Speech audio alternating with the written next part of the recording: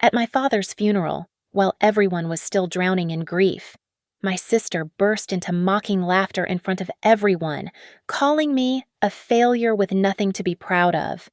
They had no idea that just weeks before, I had $65 million in my hands. That night, I swore I would make them pay with the very house they considered their symbol of power. My name is Madeline Cooper, though most people call me Maddie when they bother to remember my name at all. I'm 34 years old, and I'm standing in the corner of Hartwell Funeral Home in Hartford, Connecticut, watching my father's funeral turn into my sister's personal theater show. The September rain pounds against the windows like nature itself is mourning Harold Cooper's passing. Dad died 3 days ago in his favorite armchair, newspaper still folded in his lap, reading glasses perched on his nose. A quiet exit for a man who lived his life with dignity and integrity. Now he lies in a mahogany casket that probably costs more than I make in 3 months, surrounded by flowers that smell too sweet and mourners who speak in hushed, reverent tones. At least, they were reverent until Caroline decided to liven things up. My sister Caroline glides through the room like she owns it, which in many ways, she does. At 38, she commands attention wherever she goes.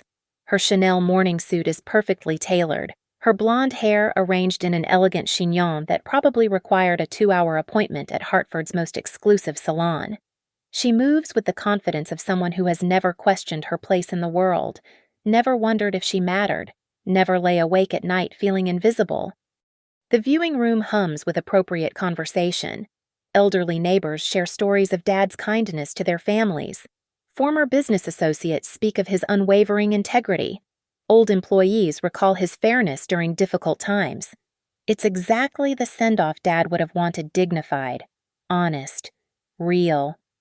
Then Caroline spots me clutching my modest bouquet of white lilies from the grocery store. "Oh, look who finally made it," she announces, her voice cutting through the respectful atmosphere like a blade. She's positioned herself near Dad's casket, surrounded by her usual entourage of country club wives and society mavens. My little sister Maddie, everyone, still bringing grocery store flowers to important events. I see.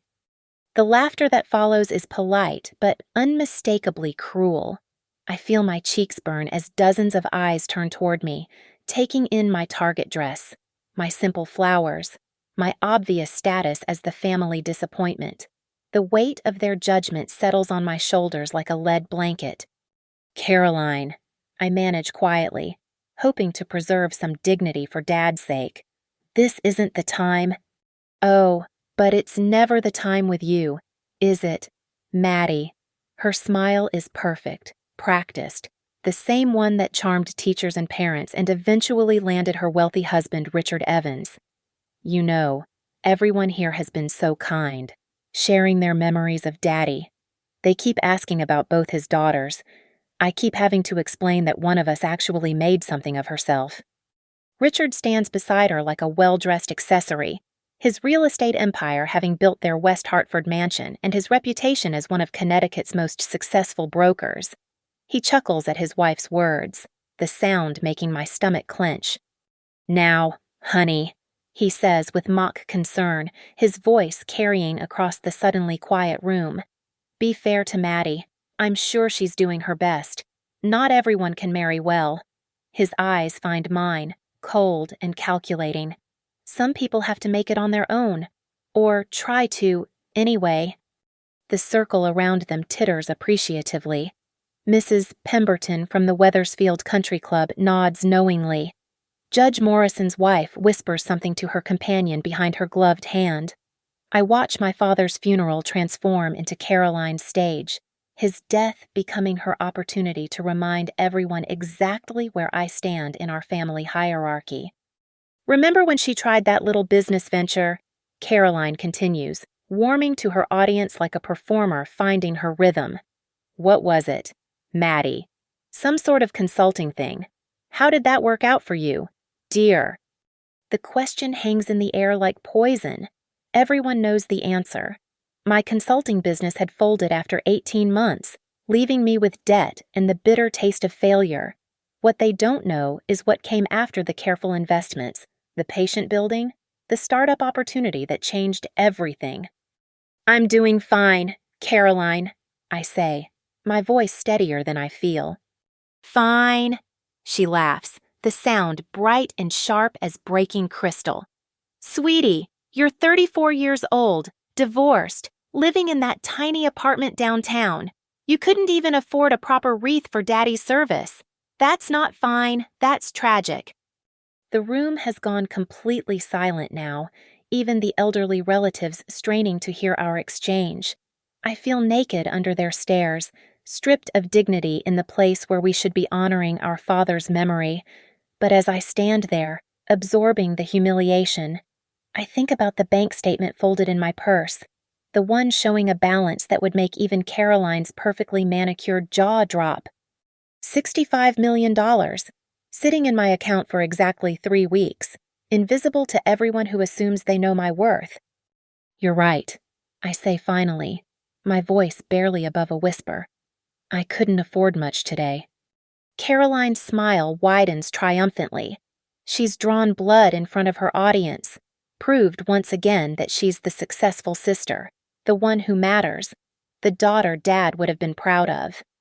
But that's okay," I continue, meeting her eyes directly, "because today is about honoring Dad, and Dad always taught us that true worth isn't about what you can afford to display."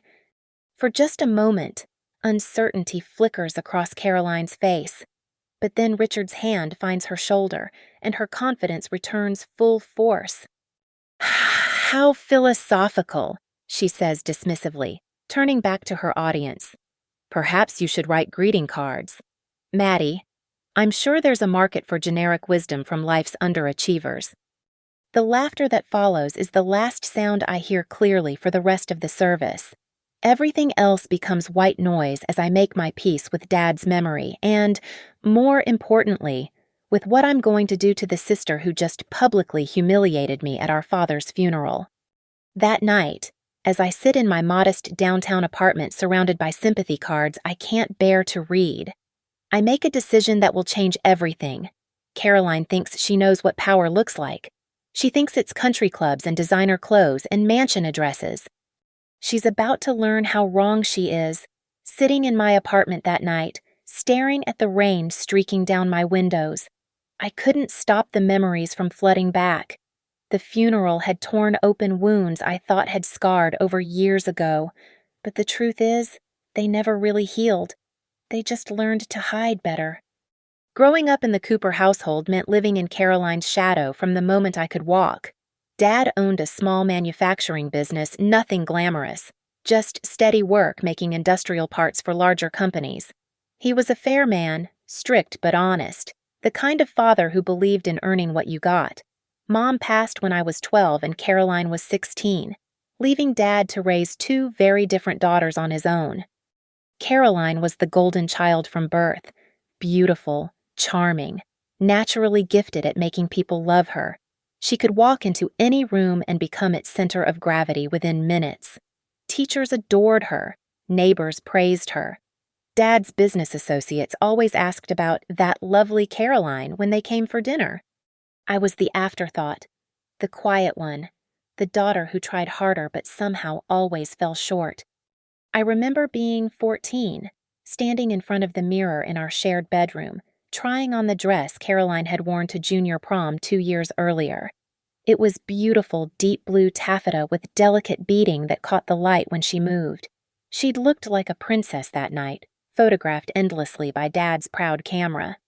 "What are you doing?" Caroline's voice cut through my daydream.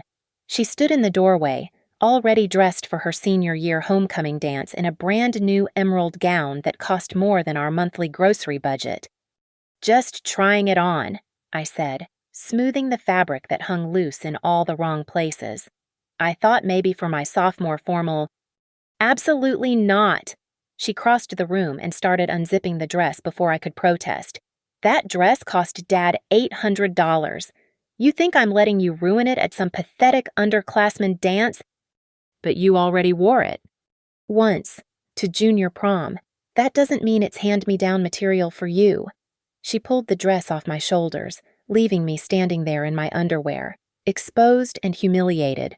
Besides, it would never fit you properly. We have completely different body types. The message was clear: Caroline was the beautiful one, and I was something else entirely. When my sophomore formal came around, I wore a dress from Sears that Dad bought on sale. Caroline made sure to point out to everyone that it was very practical and perfect for Maddie's budget. The photos from that night show me smiling, but my eyes look hollow, defeated. The pattern continued through high school. Caroline got the new car for her 16th birthday, a red Honda Civic that she claimed was essential for her college applications and part-time job at the boutique downtown. When I turned 16 2 years later, Dad handed me the keys to his old pickup truck, explaining that Caroline needed the Honda for college and we all have to make sacrifices. College applications revealed the deepest cut. Caroline applied to expensive private schools, confident that Dad would find a way to pay. She got into 3 of them, including her first choice, a prestigious liberal arts college in Vermont that cost $40,000 a year. It's an investment in her future, Dad explained when I asked how we could afford it. Caroline has such potential. This education will open doors for her. When my turn came, Dad sat me down at the kitchen table with a stack of state school brochures and a calculator. Now, Maddie, I want you to understand our situation, he said, his voice careful and measured. Caroline's education has put us in a tight spot financially. We need to be practical about your options. Practical. That word followed me everywhere. Caroline got dreams, I got practicality. I ended up at the University of Connecticut, paying my way with student loans and a work-study job in the campus library. Caroline graduated debt-free and immediately began her hunt for a wealthy husband, treating it like a career with the same dedication most people reserved for actual jobs. The family dinners during those years were torture. Caroline would regale us with stories of the eligible bachelors she was dating: investment bankers, lawyers, real estate developers. Dad listened with rapt attention, offering advice on which prospects showed the most long-term potential.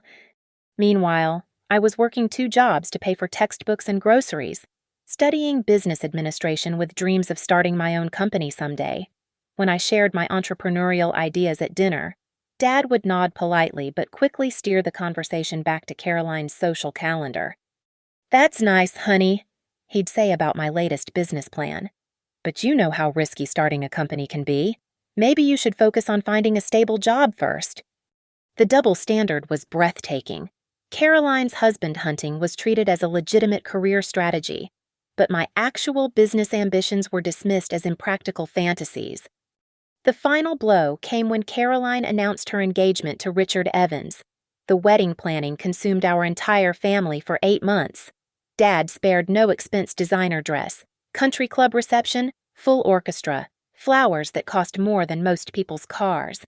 He took out a second mortgage on the house to pay for it all. "Caroline deserves a fairy tale wedding," he told me when I questioned the expense. "This is her special day." I watched from the sidelines as Caroline became the princess she'd always believed herself to be, surrounded by 300 guests in the Wethersfield Country Club's crystal ballroom. The photos from that night show her glowing with happiness and triumph, having achieved everything she'd set out to accomplish. 2 years later, when my own modest engagement ended in heartbreak, Caroline's response was typical. Well, you can't say I didn't warn you about settling for less," she said over lunch at her favorite bistro. "Some people are meant for great love stories, and others," she shrugged delicately, "others have to be more realistic about their options." Every family gathering reinforced the hierarchy. Caroline would arrive in designer clothes, talking about their latest vacation or home renovation. I'd show up in department store outfits, listening to stories about their perfect life while trying to hide my own struggles. The worst part wasn't Caroline's success. It was how natural it felt to everyone, including me. Somewhere along the way, I'd internalized the message that this was simply how things were supposed to be. Caroline was the star, I was the supporting cast member in my own family's story. But as I sat in my apartment that night after the funeral, something had shifted. The humiliation at Dad's service had cracked something open inside me, revealing a reservoir of anger I didn't know I'd been carrying. 34 years of being invisible, of being dismissed, of being treated like the consolation prize daughter. Caroline thought she knew everything about me. She thought she had me figured out, cataloged, and filed away under family disappointments. She had no idea what was coming. After college, I moved to Hartford with nothing but a business degree, $40,000 in student debt, and a determination to prove I could make it on my own, while Caroline settled into her role as Richard's perfect wife. I threw myself into the working world with the desperation of someone who had no safety net. My first job was at a small accounting firm downtown, making $28,000 a year and working 60-hour weeks during tax season. I lived in a studio apartment above a dry cleaner, the smell of chemicals seeping through the floorboards every morning. My furniture came from yard sales and Craigslist ads. My car was a 10-year-old Honda with a rattling engine and a broken air conditioner. Caroline, meanwhile, had moved into Richard's newly constructed mansion in West Hartford's most exclusive neighborhood. 4,000 square feet of marble countertops, crystal chandeliers, and imported Italian tile. She quit her part-time boutique job the day after their honeymoon, dedicating herself to redecorating, charity luncheons, and tennis lessons at the country club. "You should come see the house sometime," she'd say during our obligatory monthly phone calls. "Richard spared no expense. The master bathroom alone is bigger than most people's bedrooms." I'd listen to her descriptions of crown molding and hand-painted wallpaper while sitting on my second-hand couch, eating instant ramen for the third time that week. The family dinners during those early years were exercises in humiliation. Caroline would arrive in her Mercedes, wearing clothes that cost more than my monthly salary. She'd talk about their weekend trips to Martha's Vineyard, their private box at the Hartford Symphony, the charity gala where she'd been photographed for the society pages. "And what about you, Maddie?" Dad would ask, always with that careful tone people use when they're trying to be polite about obvious failure. "How's work going?" "Fine," I'd say, not mentioning that I'd been passed over for promotion again, or that my boss had suggested I might be happier somewhere that better matches your skill level. Caroline would smile sympathetically. "It's so admirable how hard you work. Maddie, I don't know how you do it, living paycheck to paycheck like that. I'd be terrified." But I wasn't terrified. I was learning. Every rejection, every setback, every night I fell asleep at my kitchen table with accounting textbooks spread around me was teaching me something Caroline would never understand: how to survive on my own terms. While she was choosing between marble and granite for her third bathroom renovation, I was studying investment strategies and business models in my spare time. I started small: $500 invested in a mutual fund, $1,000 in a promising tech stock. I read everything I could get my hands on: financial journals, investment guides, success stories of people who'd built fortunes from nothing. I learned to see patterns, to spot opportunities, to think 5 steps ahead. My second job was at a mid-size investment firm, making $35,000 a year and finally able to afford a 1-bedroom apartment without the chemical smell. My third job was at a larger firm, pulling down $45,000 and starting to invest more aggressively. By then, I'd built a portfolio worth $50,000 money that existed in secret spreadsheets and online accounts that no one in my family knew about. Caroline's life, meanwhile, had become a perfectly choreographed performance. She hosted dinner parties for Richard's business associates, played tennis with the mayor's wife, and chaired fundraising committees for diseases she'd never heard of before joining the country club. Her days were filled with activities that looked impressive but produced nothing of actual value. "I'm thinking of starting my own interior design business," she announced at Dad's 62nd birthday dinner. "Several people have asked me to help with their homes. I have such a natural eye for these things." The business lasted 6 months. Caroline discovered that actual clients expected actual work, and dealing with contractors and budgets and deadlines wasn't nearly as glamorous as she'd imagined. She closed it down after Richard suggested it was taking too much time away from the things that really matter. I, meanwhile, had left the investment firm to start my own financial consulting company. It was terrifying and exhilarating and completely uncertain. I worked 18-hour days, lived on coffee and determination, and slowly built a client base of small business owners who needed someone who understood their struggles. The business failed after 2 years, not because I wasn't good at what I did, but because I was too young, too female, and too honest for an industry that rewarded connections over competence. My clients liked my work, but they didn't trust me with their serious money. That was reserved for gray-haired men in expensive suits who played golf with their friends. Caroline's reaction to my failure was exactly what I expected. "Well, I tried to tell you how risky starting a business could be," she said over lunch at her country club. "Maybe this is a sign that you should find something more stable. Richard always says that some people are natural entrepreneurs, and others are better suited to regular jobs." I nodded and smiled and let her believe she was giving me valuable advice. What I didn't tell her was that the failure had taught me more about business than any success could have. I'd learned how to read financial statements, how to spot market trends, how to evaluate investment opportunities with cold, analytical precision. More importantly, I'd learned how to be invisible in rooms full of powerful people. While they dismissed me as irrelevant, I listened to their conversations, absorbed their strategies, and quietly positioned myself to take advantage of the opportunities they overlooked. I took a job at a boutique investment firm that specialized in emerging technologies. My official title was junior analyst, but my real job was identifying startups worth betting on. The pay was decent, but the education was invaluable. I learned how to evaluate business models, assess market potential, and most crucially, how to recognize when something small was about to become something enormous. That's how I met David Martinez, a software engineer with an idea for streamlining supply chain management through artificial intelligence. He was brilliant but naive, passionate about his technology but clueless about business. He needed an investor who understood both the technical potential and the market reality. I invested every dollar I had, $57,000 accumulated over 8 years of careful saving and smart investing. It was everything I owned in the world. Bet on a 26-year-old kid working out of his parents' garage. Caroline would have called it insane. Dad would have called it reckless. Richard would have lectured me about the importance of diversified portfolios and conservative investment strategies. They were all wrong. David's company, Logiflow Solutions, was acquired by a Fortune 500 corporation 18 months later for $800 million. My $57,000 investment became $65 million overnight. I received the news on a Tuesday morning in September, 3 weeks before Dad's funeral. I was sitting in my cubicle, drinking coffee from a chipped mug, when David called to tell me we were all about to become very wealthy. I didn't scream.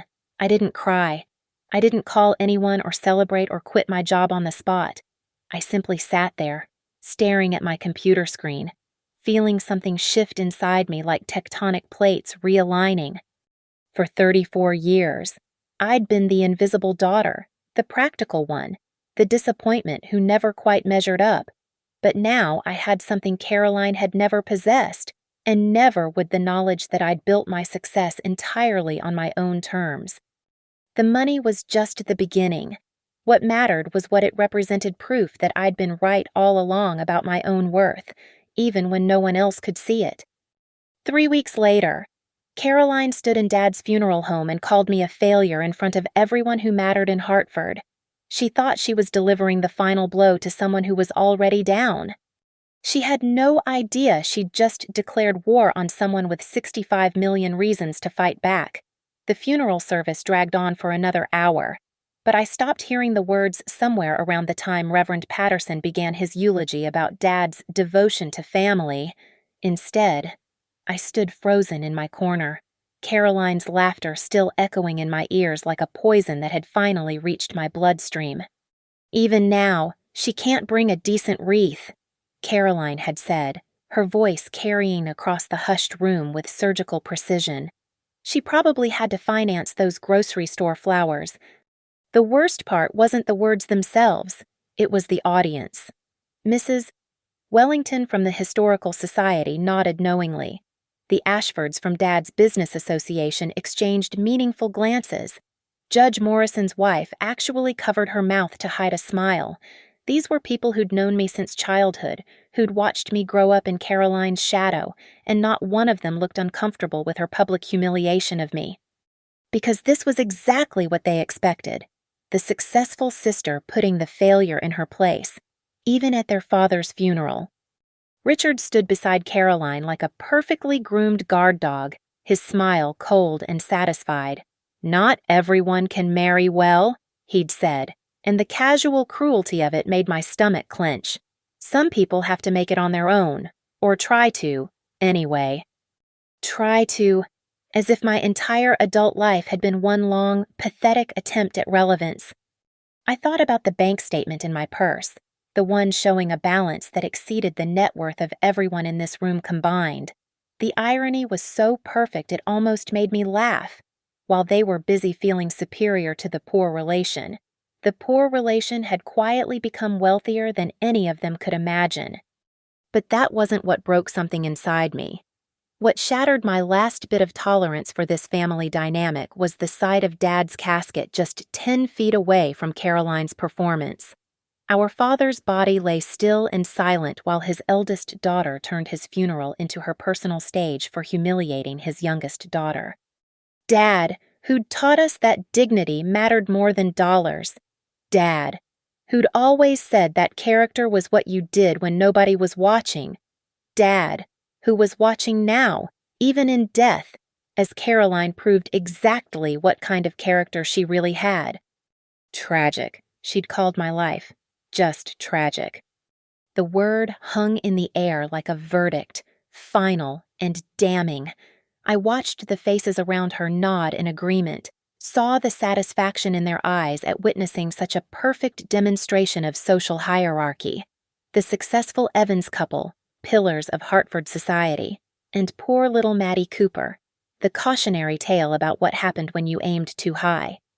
When the service finally ended, Caroline made sure to position herself at the exit. Accepting condolences like a queen holding court, person after person told her how beautiful the service was, how proud Dad would have been, how fortunate he was to have such a successful daughter to carry on his legacy.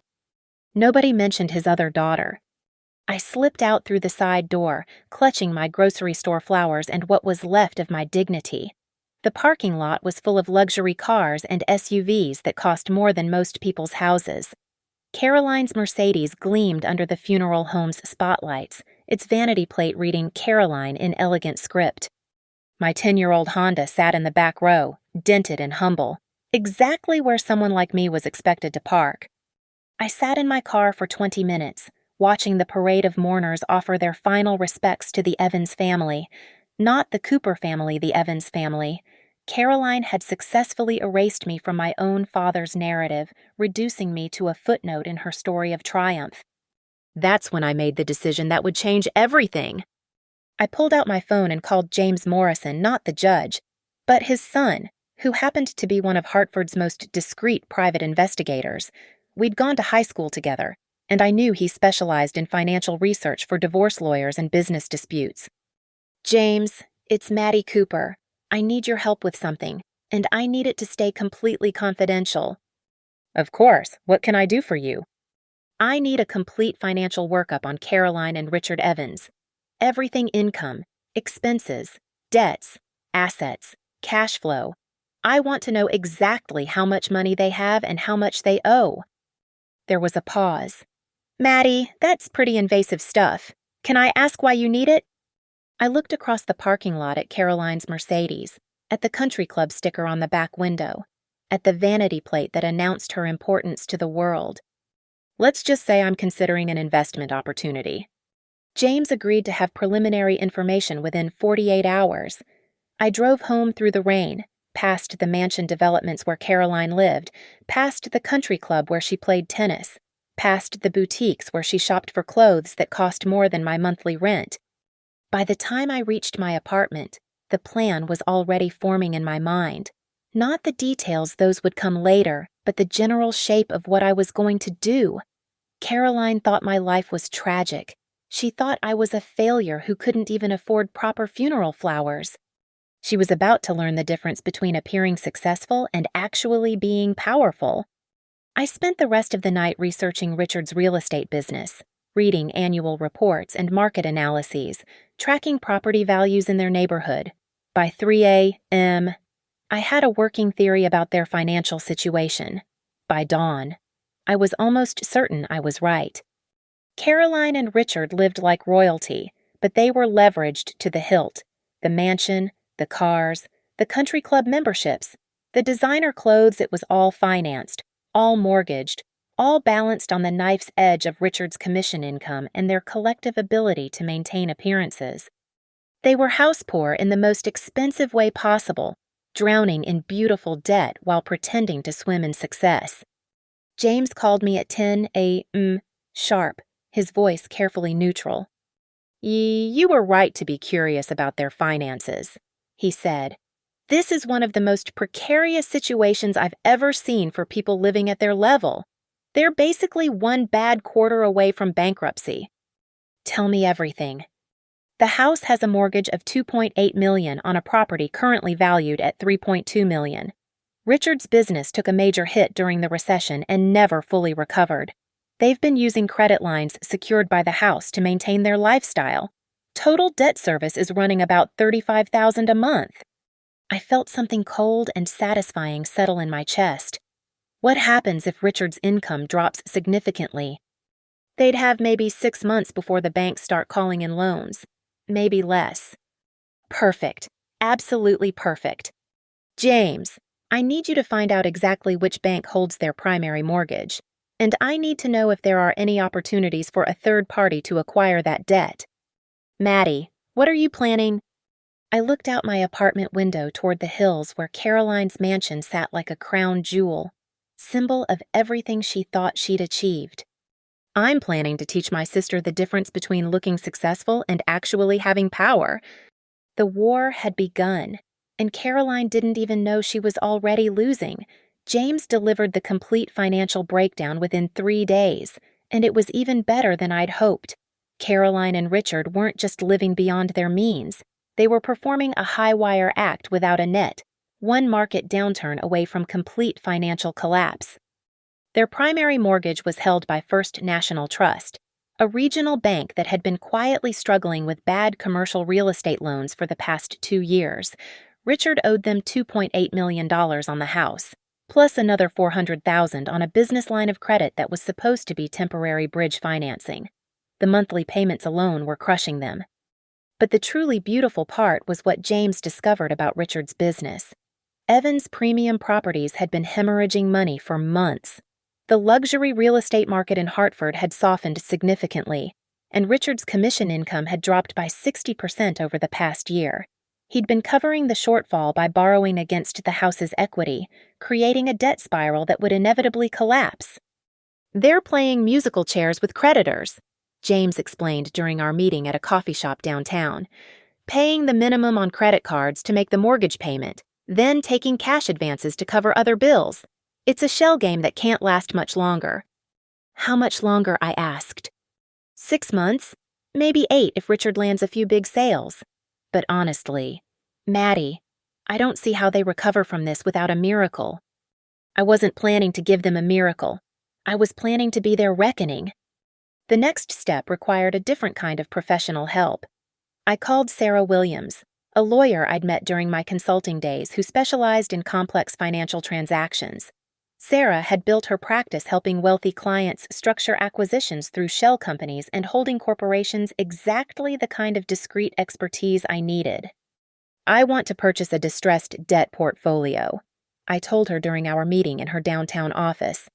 Specifically, I want to acquire the mortgage and business loans held by First National Trust on a property in West Hartford. Sarah raised an eyebrow. That's a very specific request. May I ask your interest in this particular property? Let's just say I have personal reasons for wanting to own that debt. She didn't ask for details, which is why I liked working with her. Sarah understood that wealthy clients often had motivations that went beyond simple financial returns. "I'll need to set up a limited liability company to make the purchase," she said, pulling out a legal pad. "Something that can't be easily traced back to you. We'll also need to structure this as part of a larger portfolio acquisition so it doesn't raise red flags." "How long will it take?" "If First National is motivated to sell and given their current situation, I can have this completed within 2 weeks." 2 weeks. I'd waited 34 years to stop being invisible in my own family. I could wait 2 more weeks to become the most powerful person in Caroline's world. The LLC was established as Hartford Investment Solutions, generic enough to be forgettable, professional enough to be credible.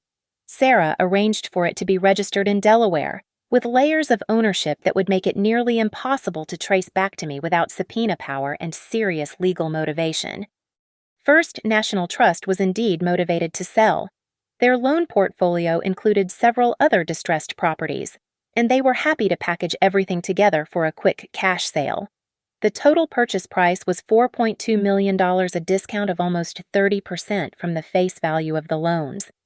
I wired the money from my Logiflow windfall on a Tuesday morning in October, exactly 3 weeks after Dad's funeral.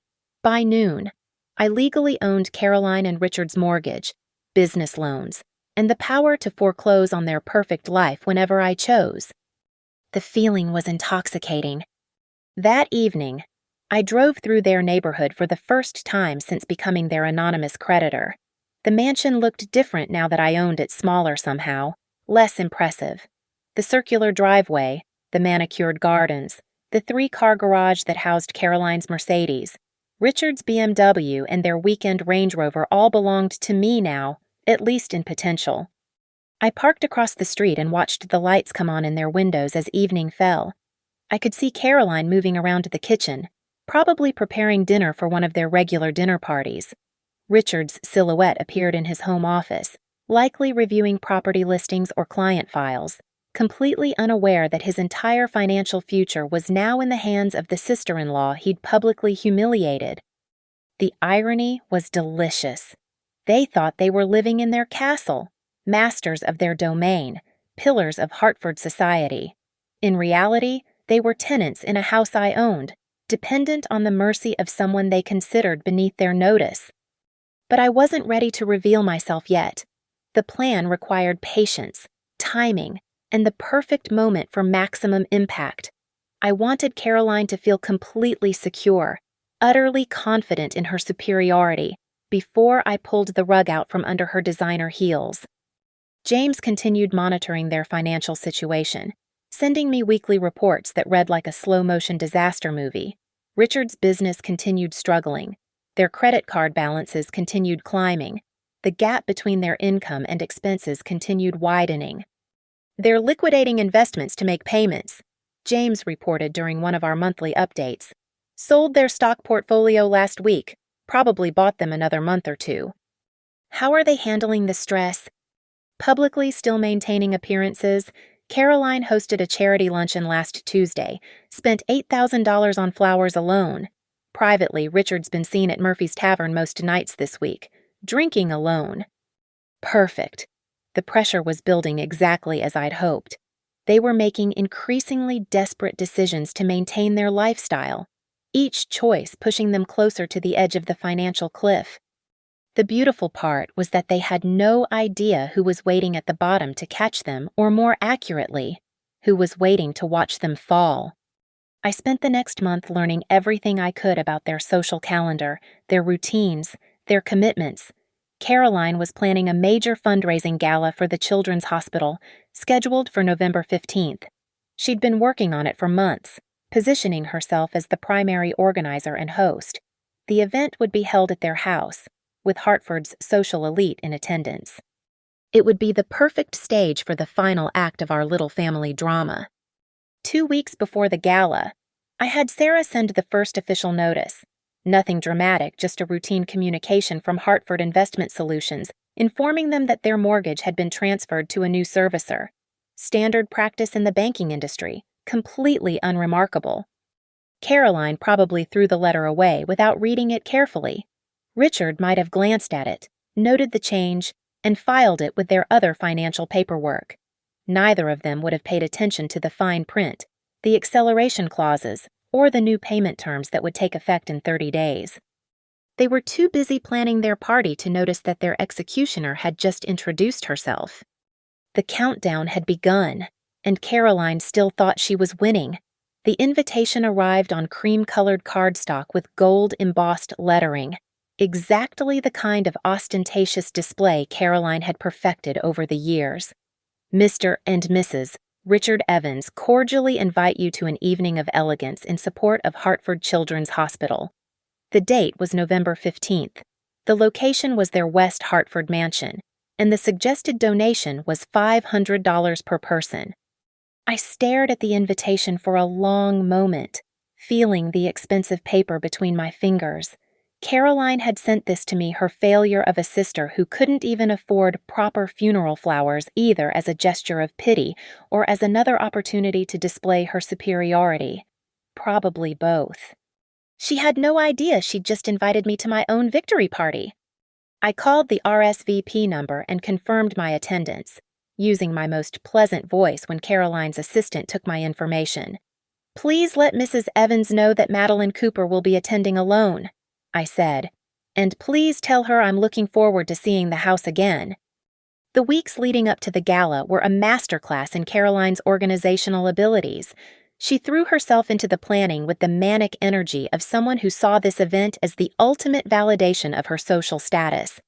The local newspaper ran a feature story about the fundraiser, complete with a photo of Caroline in their marble foyer, surrounded by floral arrangements that cost more than most people's monthly salary.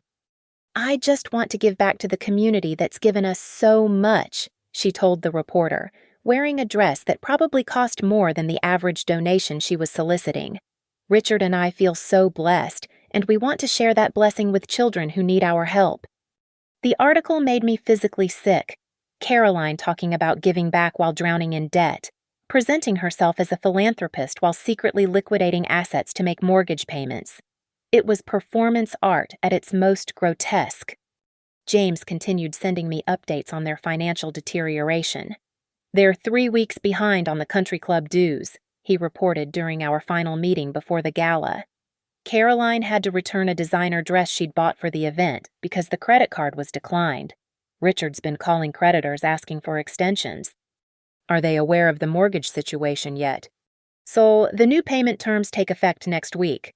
When Hartford Investment Solutions doesn't receive the increased payment, they'll have 30 days before you can begin foreclosure proceedings." Perfect timing. The night of the gala, I spent 2 hours getting ready in my modest apartment. I'd purchased a simple black cocktail dress, elegant but not flashy, expensive enough to fit in but not so dramatic as to draw attention. I wanted to blend into the background until the moment I chose to step into the spotlight. I arrived at Caroline's mansion at 7:30 p.m., fashionably late, but not rudely so. The circular driveway was packed with luxury cars, Mercedes, BMWs, a few Teslas for the environmentally conscious millionaires. Valet attendants in white jackets directed traffic with professional efficiency. The front door was opened by a hired server in formal attire. The foyer blazed with crystal chandeliers and enough flowers to stock a decent-sized garden center. Classical music drifted from the main reception rooms, mixing with the sound of cultured conversation and clinking champagne glasses. Caroline held court in the living room, resplendent in a gold sequined gown that caught the light every time she moved. She was surrounded by Hartford's social elite, the mayor and his wife, several city council members, the hospital board chairman, and dozens of other people whose names appeared regularly in the society pages. She spotted me before I could retreat to a corner, her perfectly made-up face registering surprise that quickly shifted to something that might have been pleasure or calculation. "Maddie," she exclaimed, gliding toward me with champagne glass in hand. "I'm so glad you could make it. You look nice." The pause before nice was perfectly timed, long enough to suggest that nice was the best compliment she could manage for my appearance. "Thank you for inviting me," I replied, accepting a champagne flute from a passing server. "The house looks beautiful." Doesn't it? We've been working on this for months. Richard thinks I went a bit overboard, but I told him this is exactly the kind of event that really establishes your place in the community. Establishes your place, even now, surrounded by her carefully curated audience. Caroline couldn't resist making sure I understood my position in her hierarchy. I'm sure it will be a tremendous success, I said, taking a sip of champagne that probably cost more per bottle than I used to spend on groceries in a week. I hope so. We've already raised over $50,000, and the evening hasn't even really started yet. She lowered her voice conspiratorially. Between you and me, I think this might become an annual tradition. The Caroline Evans Children's Hospital Gala has such a nice ring to it. Don't you think? The Caroline Evans Children's Hospital Gala. She'd already planned the branding for her new annual event, complete with her name in the title. The level of narcissism was breathtaking. That does sound prestigious, I agreed, though I imagine organizing something like this annually would be quite expensive. For just a moment, something flickered behind Caroline's perfect smile. Well, yes, there are costs involved, but when you're in a position to make a real difference in children's lives, money becomes secondary. Don't you think? Money becomes secondary. This from a woman who was currently 3 weeks behind on her country club dues and had returned a dress because her credit card was declined. Absolutely, I said. Though I suppose it helps when you have the financial stability to take on such ambitious projects. Another flicker, stronger this time. Of course, Richard's business has been incredibly successful. We feel very fortunate. That's wonderful. I heard the real estate market has been challenging lately. Has it? Caroline's laugh was a bit too bright, a bit too quick. Richard hasn't mentioned anything like that. In fact, he just closed another major deal last week. She was lying, and we both knew it. But this wasn't the moment for direct confrontation. That would come later, when the audience was bigger and the stakes were higher. Well, he's always been so talented, I said. I'm sure he'll continue to thrive. Caroline relaxed slightly, interpreting my words as acknowledgement of her husband's superiority. Yes, we've been very blessed. Speaking of which, I should probably get back to my other guests. Do enjoy the party. Maddie, the silent auction has some lovely items if you're interested. Translation: please don't embarrass yourself by bidding on things you can't afford. I watched her glide away, accepting compliments and air kisses from the assembled crowd. Everyone wanted to talk to the hostess, to be seen in her orbit, to bask in the reflected glory of her apparent success. None of them knew they were celebrating at a wake. Caroline's financial death had already occurred. She just hadn't figured it out yet. I positioned myself near the back of the room, close enough to observe but far enough away to avoid awkward conversations about my own circumstances. The evening proceeded exactly as Caroline had planned, elegant, sophisticated, successful. A string quartet played in the conservatory. Servers circulated with champagne and hors d'oeuvres that probably cost more per bite than most people's lunch. At 9 o'clock, Caroline called for attention to begin the formal program. She stepped onto a small platform that had been set up near the fireplace, bathed in warm lighting that made her sequined gown sparkle like armor. "Ladies and gentlemen," she began, her voice carrying perfectly across the hushed room. "Welcome to what I hope will be the first of many annual gatherings in support of Hartford Children's Hospital." The crowd applauded politely. Caroline waited for silence, clearly savoring her moment in the spotlight. As many of you know, this cause is very close to my heart. Children are our most precious resource, and when they're suffering, we have a moral obligation to help. More applause. I checked my watch, 9:15 p.m. Sarah would be arriving any moment with the papers that would end Caroline's reign as Hartford's newest philanthropic queen. Tonight, we've raised over $75,000 for the hospital's new pediatric wing, and we're not finished yet. Caroline paused for effect, her smile radiant with satisfaction. She thought this was her triumph, her moment of ultimate social validation. She was standing in her mansion, surrounded by Hartford's elite, being celebrated for her generosity and civic leadership. She had no idea that in approximately 5 minutes, her entire world was about to collapse. Caroline was just reaching the crescendo of her speech when the doorbell rang. She paused mid-sentence, a flicker of annoyance crossing her face at the interruption. One of the hired servers moved toward the foyer, but I was already walking in that direction. "I'll get it," I called out, my voice carrying just enough authority to stop the server in his tracks. "I'm expecting someone." The crowd murmured softly as I made my way through the room, my heels clicking against the marble floor with deliberate precision. Caroline's eyes followed me, confusion replacing her earlier confidence. She'd invited me as an afterthought, a gesture of superiority disguised as family obligation. She certainly hadn't expected me to take charge of anything in her domain. I opened the front door to find Sarah Williams standing on the threshold, dressed in an impeccable navy suit and carrying a leather briefcase that screamed expensive legal services. Behind her stood a uniformed process server, his presence adding an official gravity to the moment. "Ms. Williams," I said loudly enough for my voice to carry back into the living room. "Thank you for coming. Is everything ready?" "Yes, Ms. Cooper. All the documentation is in order." Sarah's voice was crisp, professional, designed to command attention. "Shall we proceed?" I turned back toward the party, where the conversation had died to an expectant whisper. Caroline stood frozen on her makeshift platform, the microphone still in her hand, her face a mask of growing alarm. Richard had appeared at her side, his complexion pale under the warm lighting. "Ladies and gentlemen," I announced, my voice carrying clearly across the sudden silence. "I apologize for interrupting this lovely evening, but there's some business that needs to be addressed immediately."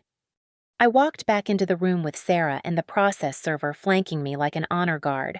Every eye in the room followed our procession, the elegant atmosphere transforming into something electric with anticipation. Hartford's social elite sensed drama the way sharks sense blood in the water. "Caroline," I said, stopping directly in front of her platform, "I believe you and Richard need to see these documents." The process server stepped forward with official precision. "Mr. and Mrs. Evans, you're being served with notice of default on your mortgage and business loans. You have 30 days to cure the default or face foreclosure proceedings." The words hit the room like a physical blow. Gasps echoed from the assembled crowd. Caroline's champagne glass slipped from her nerveless fingers, shattering against the marble floor in a cascade of crystal and golden liquid. "What?" Richard's voice cracked like a teenager's. "That's impossible. We're current on our mortgage payments." Sarah opened her briefcase with theatrical precision. "Mr. Evans, your mortgage was acquired by Hartford Investment Solutions 6 weeks ago. The new payment terms required an additional $8,000 per month, effective November 1st. No payments have been received under the new terms." We never received notice of any new terms," Caroline whispered, but her voice carried clearly in the absolute silence of the room. "The notice was sent on October 20th. Sarah replied smoothly. "Certified mail. Return receipt requested. Someone signed for it." I watched Caroline's face cycle through confusion, panic, and dawning horror. She was beginning to understand that this wasn't a mistake or a misunderstanding. This was an execution, and she was the condemned. Who is Hartford Investment Solutions?" Richard demanded, his face flushed with alcohol and desperation. "What kind of vulture fund?" "Hartford Investment Solutions," I said, stepping closer to the platform so everyone could see my face clearly, "is a limited liability company that I established specifically to purchase your debt portfolio." The room erupted in shocked whispers. Caroline staggered backward as if I'd physically struck her. The microphone fell from her hand, hitting the platform with a sharp electronic squeal. "You?" she gasped. "That's impossible. You don't have that kind of money. You can't even afford proper funeral flowers." I finished her sentence with a smile that felt like razor wire. "Is that what you were going to say? Caroline, The same thing you said at Dad's funeral 3 weeks ago." Judge Morrison's wife covered her mouth with her hand. The mayor took a step backward. The entire room seemed to lean forward collectively, drawn by the gravitational pull of absolute scandal. "You see," I continued, my voice carrying to every corner of the suddenly tomb-like mansion, "what you didn't know when you were busy humiliating me in front of everyone who mattered in Hartford is that I'd just sold my stake in a tech startup for $65 million. Caroline's knees buckled. Richard caught her arm, but he looked like he might faint himself. $65 million, I repeated, savoring each syllable. "More than enough to buy your mortgage, your business loans, and your entire financial future, which is exactly what I did." Mrs. Pemberton from the country club clutched her pearls like a woman drowning. The hospital board chairman's mouth hung open in undisguised shock. These people had spent years treating me like Caroline's poor relation, the family disappointment who couldn't afford to play in their league. Now they were learning that I could buy and sell most of them without affecting my balance sheet. "The default notice is quite clear," Sarah announced to the room, her legal training allowing her to maintain professional composure in the face of what was essentially a public financial assassination. "Mr. and Mrs. Evans have 30 days to pay the full amount, due approximately $4.2 million, or face immediate foreclosure proceedings." $4.2 million. Caroline's voice was barely a whisper, but the acoustics of the room carried it to every corner. "We don't have $4.2 million. "No," I agreed, stepping onto the platform beside her. "You don't. But I do. In fact, I have much more than that." I turned to face the crowd, Caroline's guests who had come to celebrate her philanthropy and social status. They stared back at me with expressions ranging from shock to admiration to barely concealed glee at witnessing such a spectacular downfall. "What you're all witnessing tonight," I said, my voice steady and clear, "is what happens when you mistake cruelty for superiority. Caroline spent 34 years making sure I knew my place in this family. She spent Dad's funeral reminding everyone what a failure I was. She sent me an invitation to this party as an act of charity toward her pathetic little sister." Caroline was crying now, black mascara streaking down her cheeks in dark rivers that stained her golden gown. Richard stood beside her like a statue, his face gray with shock and the dawning realization of their complete ruin. "So I want to make sure everyone understands what's happening here," I continued, looking directly at Mrs. Pemberton, at Judge Morrison's wife, at every person who had smiled at Caroline's cruelty over the years.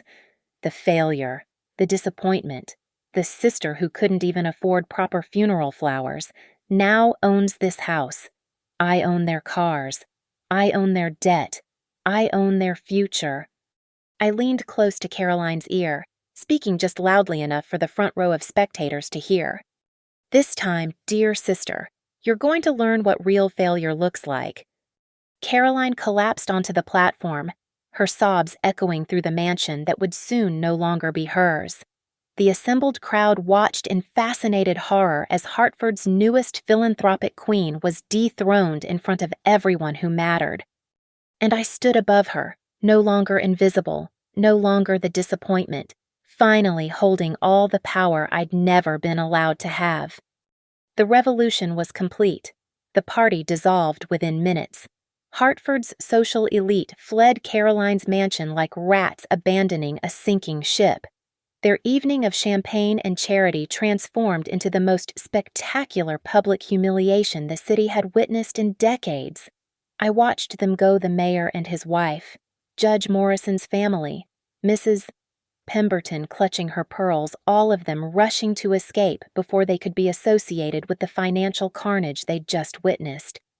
Caroline remained collapsed on the platform, her golden gown spread around her like the ruins of a fallen empire. Her mascara had carved black rivers down her cheeks, and her perfectly styled hair had come undone during her breakdown. She looked up at me with eyes that finally understood the true balance of power between us. "How?" she whispered, her voice hoarse from crying. "How did you do this?" I knelt beside her, close enough that only she could hear my words. "The same way I did everything else in my life. Caroline, I worked for it. I earned it. I built it from nothing while you were busy spending money you didn't have to impress people who don't matter." Richard stood frozen nearby, his face the color of old parchment. The reality of their situation was settling in like poison through his system. Tomorrow, the news would be all over Hartford. Their friends would cross the street to avoid them. The country club would quietly ask them to settle their outstanding dues. Their perfect life would crumble as publicly as their reputation. "Please," Caroline begged, reaching for my hand. "We're family. We're sisters. You can't destroy us like this." I stood slowly, looking down at the woman who had spent 3 decades making sure I knew I was worthless. "Family," I repeated. "You mean the same family relationship you honored so beautifully at Dad's funeral, the same sisterly bond you celebrated when you called me a failure in front of everyone who mattered." The hired servers had stopped pretending to work and stood watching from the doorway, their faces reflecting the same fascination with disaster that had gripped the departing guests. The string quartet had packed up and left, their elegant music replaced by the sound of Caroline's broken sobs. "I can give you the same mercy you showed me," I continued, my voice steady and final. "Which is to say, none at all." Sarah approached with the foreclosure paperwork, her expression professionally neutral despite the drama she'd just orchestrated. "Ms. Cooper, shall we proceed with the 30-day notice, or would you prefer to accelerate the timeline?" I considered the question for a moment, looking around the mansion that had represented everything Caroline thought she'd achieved. The marble floors, the crystal chandeliers, the imported furniture that cost more than most people's annual salaries, all of it had been built on borrowed money and borrowed time. 30 days, I decided. I want them to have time to fully understand what they're losing and why they're losing it. Caroline's sobs intensified, but I felt nothing but cold satisfaction. For 34 years, she had been the star while I remained invisible. For 34 years, she had received everything while I fought for scraps. For 34 years, she had made sure I knew my place was beneath her notice. Not anymore. I walked toward the front door, my heels clicking against the marble with the same deliberate precision as my arrival. Sarah and the process server followed, their business concluded with surgical efficiency. Behind us, Caroline and Richard remained in the wreckage of their party, surrounded by the debris of their false success. The night air was crisp and clean, washing away the suffocating atmosphere of Caroline's desperation. I stood on the front steps of the mansion I now owned, looking out at the exclusive neighborhood where I'd never been welcome. Tomorrow, the for sale signs would go up on other properties as Richard's real estate business collapsed. Within a week, the scandal would spread through Hartford's social circles like wildfire. Within a month, Caroline and Richard would be just another cautionary tale about living beyond your means. I drove home through the quiet streets, past the modest neighborhoods where real people lived real lives, past the downtown apartment where I'd spent years building my fortune in secret. The $65 million in my account had bought me more than just financial freedom. It had purchased the perfect revenge against a lifetime of being dismissed, ignored, and humiliated. At 11:30 p.m., I sat in my simple apartment, still wearing my black cocktail dress, and opened a bottle of wine I'd been saving for a special occasion. Through my window, I could see the lights of the city where I'd finally claimed my rightful place, not as Caroline's disappointing little sister, but as the woman who had quietly built an empire while everyone else was busy underestimating her. My phone buzzed with text messages friends who'd heard about the party, acquaintances wondering if the rumors were true, even a few reporters asking for interviews. I ignored them all. Tonight wasn't about publicity or explanation. Tonight was about the perfect silence that follows complete victory. Caroline would wake up tomorrow in a house she no longer owned, facing a future she couldn't control, finally understanding what it felt like to be powerless, She would remember every cruel word she'd spoken, every moment of public humiliation she'd inflicted, every time she'd made sure I knew I didn't matter.